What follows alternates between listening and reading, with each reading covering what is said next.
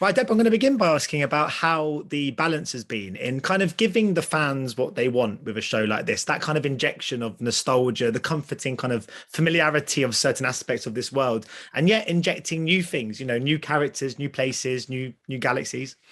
Yeah, the balance was actually pretty important to me. And I felt like, we obviously had the legacy aspects, we've got all the canon aspects. And because we have the weight of that story and it's so prevalent, it's obviously the main story. I felt it was quite important actually to have some new elements and, to go to new planets, go to new worlds and to have some new characters.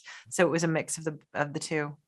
And as a director, is it quite brilliant to get the kind of whole series? Because obviously you've come in before in your career and directed individual episodes or two episodes of a show that others have kind of continued on afterwards, but which I always imagine must be quite kind of tough. Is it easier to kind of understand your vision and see it through to the end when you're in charge of the whole sort of entirety of the series?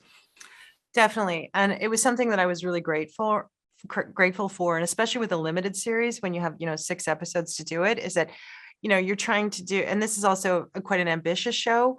So it was really, really nice to be able to, take it all the way through and try to have one consistent vision with it.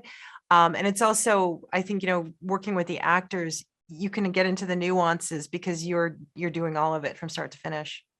So can we expect something quite maybe philosophical from this? I mean, considering who the title character is, I'm hoping to be entertained and also, given a life lesson or two as well. Obi-Wan Kenobi sort of live, laugh, love or something. I think he's a character that certainly lends himself to life lessons. So there may be few, but I think in large part, I think he's the one learning a few life lessons as well in this series. We're starting in a pretty dark place in the timeline and we're coming out of Revenge of the Sith with bearing a lot of weight on his character. So I think in a lot of ways it's about, him and Hope surviving and trying to move back to Hope in this journey.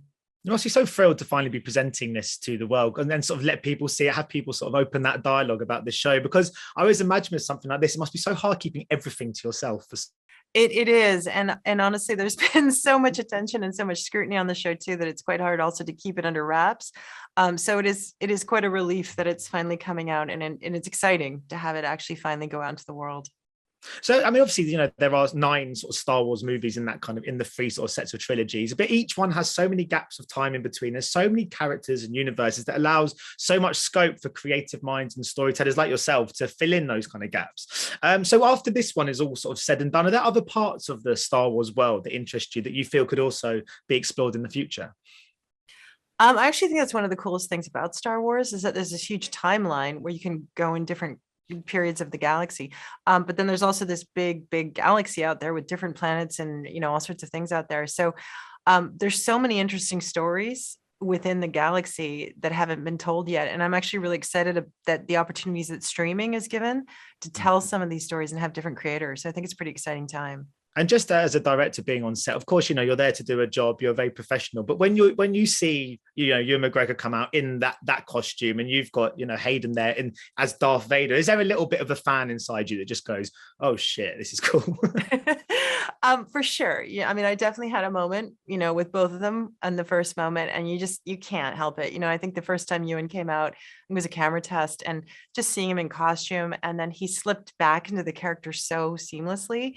That you're just like, that's the show. You know what I mean? The minute that is Obi-Wan Kenobi, and this is what this is about. Brilliant. Well, thank you so much for your time today, and best of luck with the release of the series. Thank you so much. Cheers. Ladies and gentlemen, you're watching Hey You Guys. Hey You Guys, huh? Hey, you guys. Is that from the Goonies? It is indeed, yes. Nice. Hey,